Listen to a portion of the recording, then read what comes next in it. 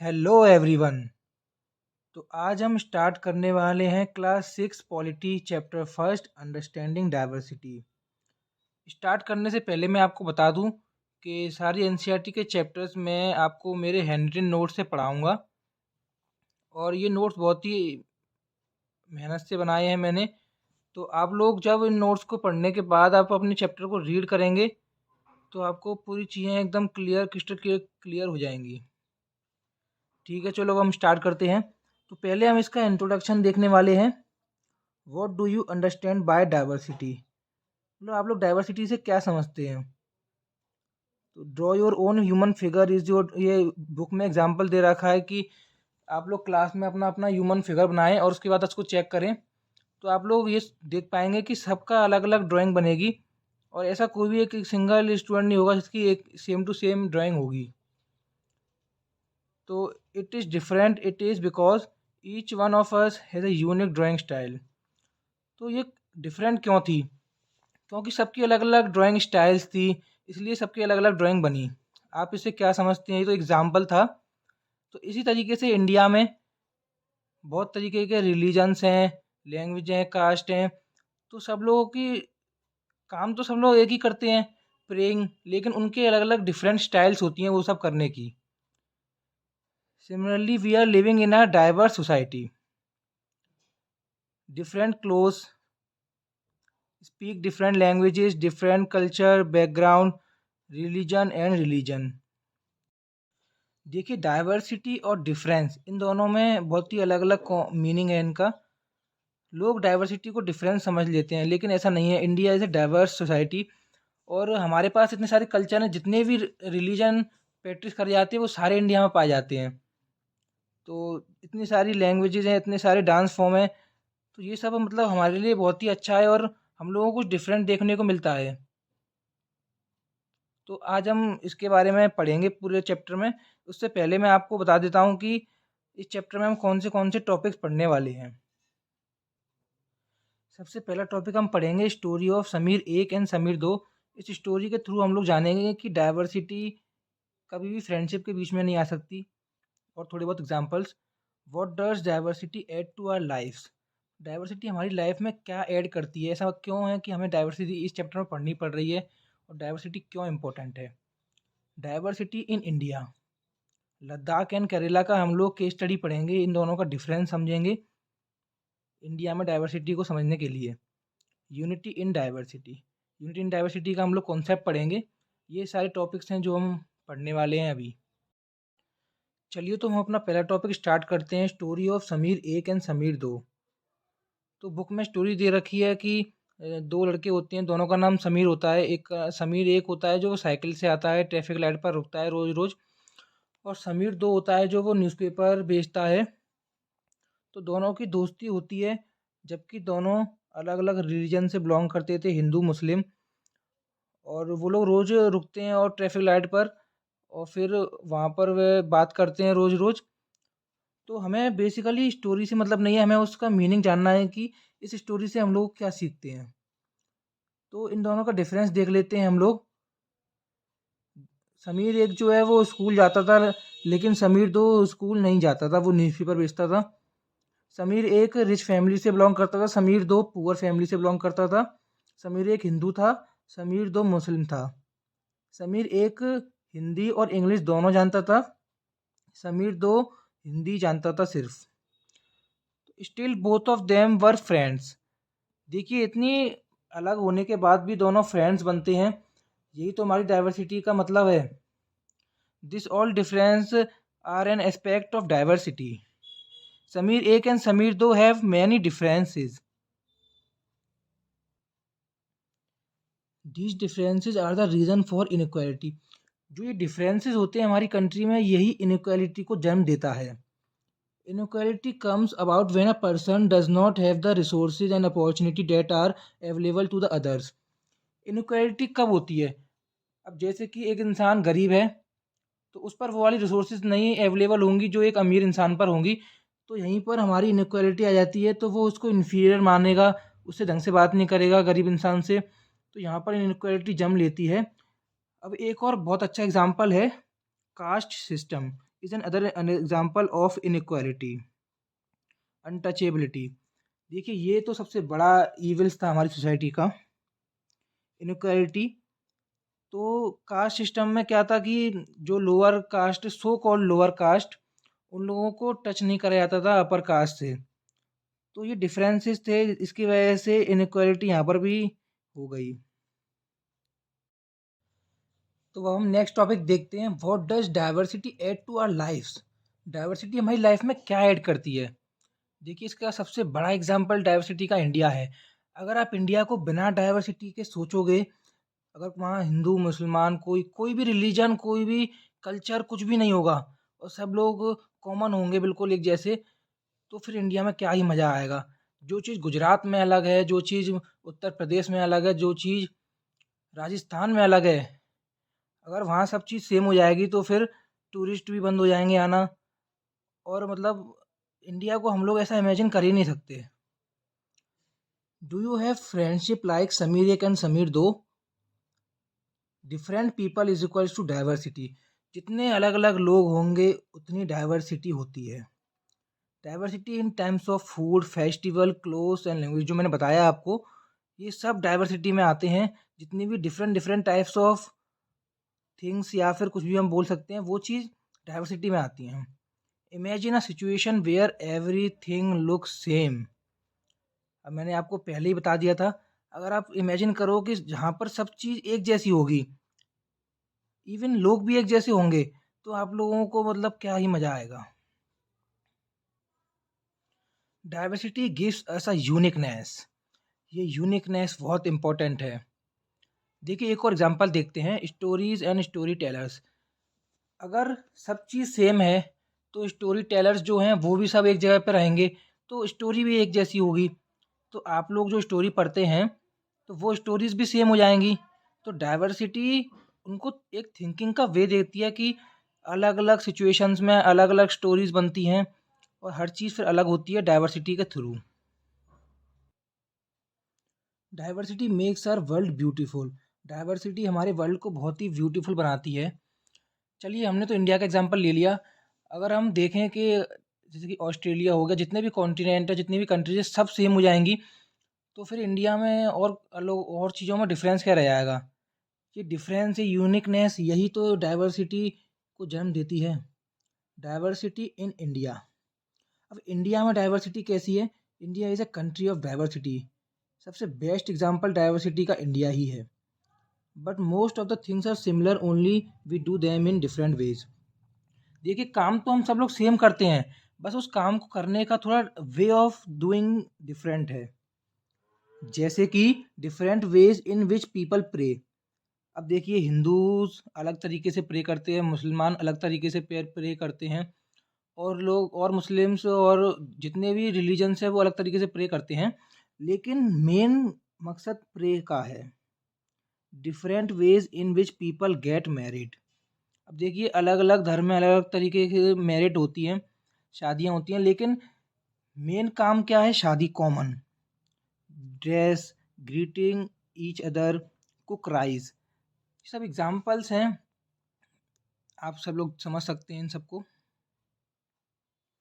अब देखो क्वेश्चन ये आता है कि how do we explain diversity. Diversity due to the movement of people from one place to another. अब ये डाइवर्सिटी इसलिए भी आ सकती है क्योंकि अगर एक कल्चर के लोग इस जगह पे रह रहे हैं और दूसरा कल्चर के लोग अलग जगह पे रह रहे हैं, अगर वो यहाँ से माइग्रेट करते हैं उस जगह पे, तो इन दोनों के कल्चर आपस में ही शेयर करेंगे, बातें ये लोग सीखेंगे, तो इन दोनों के कल्चर मिक्स होकर एक नया फॉर्म हो जाएगा। तो ऐसे करके डाइवर्सिटी भी चेंज होती रहती है अलग अलग प्लेसेस के through. Geographical factors. We can say that historical and geographical factors influence the diversity of a region. Ladakh and करेला। अब हम ये दोनों एग्जाम्पल्स के थ्रू समझेंगे कि डाइवर्सिटी में भी कॉमन क्या होता है। ठीक है, तो ये केस स्टडीज हैं दोनों। मैं आपको पहले लद्दाख समझाऊंगा फिर केरला समझाऊंगा। तो पहले हम लद्दाख का पार्ट स्टार्ट करते हैं। Ladakh is the eastern part of east while Jammu and Kashmir, now it is a union territory. Ladakh eastern side में है जम्मू एंड कश्मीर के। अब ये यूनियन टेरिटरी बन चुकी है, आप लोगों को मालूम ही होगा।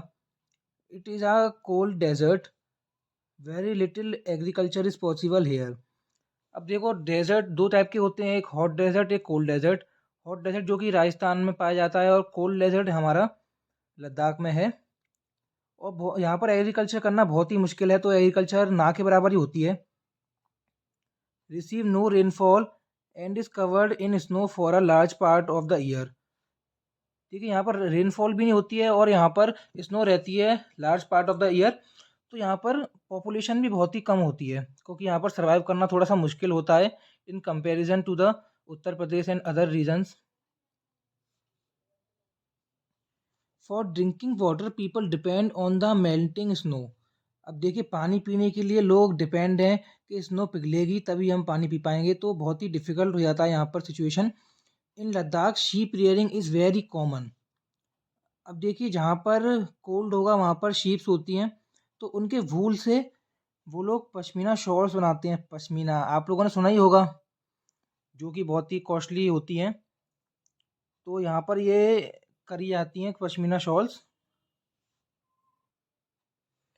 वूल is collected from Ladakh and pashmina shawl are chiefly woven in Kashmir.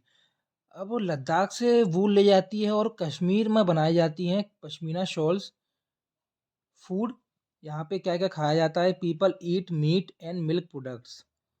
Each family owns some goats, cows and dogs. Yak cows, ये काउ होती है लेकिन थोड़ी सी बिग साइज में होती है। Ladakh do attract it share of traders who travel from the passes. अब देखिए लद्दाख में आसपास वहाँ पर पासिस बहुत सारे हैं, जहाँ से अदर कंट्रीज जैसे कि चाइना के साइड में से है ना, तो पाकिस्तान की साइड में, तो यहाँ से पासिस हैं, तो यहाँ पे बहुत सारे ट्रेडर्स ट्रेवल करते हैं, तो वो उनको अट्रैक्ट करते हैं और अपने प्रोडक्ट्स को सेल कर देते हैं। Buddhism reach Tibet via Ladakh, also known as little Tibetan. अब जो बुद्धिज्म है वो लद्दाख से ही तिब्बत में गया है, और लिटिल तिब्बत माना जाता है Ladakh. Significant Muslim population also live here. अब मुस्लिम लोग भी यहाँ पर रहते हैं, हिंदू भी रहते हैं, कुछ अलग माइनॉरिटीज़ भी रहती हैं। Ladakh has a very rich and oral tradition of songs and poem. Local versions of the Tibetan national epic the Kesar saga are performed and sung by both Muslims and Buddhist. Kesar saga यहाँ पर बहुत ही important national epic है। तो ये सब मैंने आपको बताया लद्दाख के बारे में। चलिए अब हम पढ़ते हैं केरला के बारे में। तो हम केरला के बारे में पढ़ते हैं। A state in a south western corner of India. तो ये इंडिया के सबसे साउथ में और वेस्ट कॉर्नर में सिचुएटेड है। Surrounded by the sea on one side and hills on the other. अब देखिए एक तरफ इसके सी है और एक तरफ इसके वेस्टर्न कोस्ट है, तो ये बीच में लाई करता है। Spices such as pepper, cloves and cardamoms are grown on hills. अब यहाँ पर ये सारी चीज़ें ग्रो करी जाती हैं। Jews and Arab traders were the first to come here. यहाँ पे माना जाता है सबसे पहले जूइस और अरब ट्रेडर्स आए थे। S T Thomas the apostle of Christ is credit to bring Christianity to India 2000 years ago. अब ये इनको ये माना जाता है कि क्रिश्चियनिटी एस टी थॉमस लाए थे केरला में और इंडिया में भी। Ibn Battuta, a traveller who wrote a travelogue in which he describes the lives of Muslims and says that they were a highly respected community. अब इबन बटूटा एक ट्रेवलर थे, वो इंडिया में आए, उन्होंने अपने उसमें लिखा कि जो इंडिया में मुस्लिम्स हैं वो बहुत ही रेस्पेक्टेड हैं, और जबकि लोग समझते हैं कि हम लोग मुस्लिम्स जो इंडिया में हैं वो बहुत सफ़र करते हैं, लेकिन इबन बटूटा के ट्रेवलॉग से हमें मालूम पड़ता है कि मुस्लिम्स कम्युनिटी रेस्पेक्टेड कम्युनिटी थी इंडिया में। Due to these historical influences, people in Kerala practice different religions such as Judaism, Islam, Christianity, Hindu and Buddhism. तो ये सब रिलीजन वहाँ पे प्रैक्टिस करे जाते हैं। Fishing and agriculture is the main occupation. अब जाहिर सी बात है कि वो सी कोस्ट के बगल में है, तो फिशिंग तो मेन ऑक्यूपेशन होगी केरला की। Chinese fishing nets are used for fishing. The Chinese fishing nets are called Cheena vala. अब चीना वाला से आप समझ ही गए होंगे कि चाइना की बात हो रही है। तो ये नेट्स यहाँ पर इस्तेमाल करी जाती हैं फिशिंग के लिए। चीना word is drive from China. देखिए अब आगे आ भी गया। Similarly utensil used for frying is called the चीना चट्टी। अब सब जगह चीना चीना लगा दो, जो चाइना का आइटम है वो सब जगह चीना चीना लगा दो, ठीक है। अब majority of people here eat rice fish and vegetable. यहाँ पर राइस फिश और वेजिटेबल ईट करी जाती है। अब बोट रेस यहाँ पर होती है ओनम फेस्टिवल।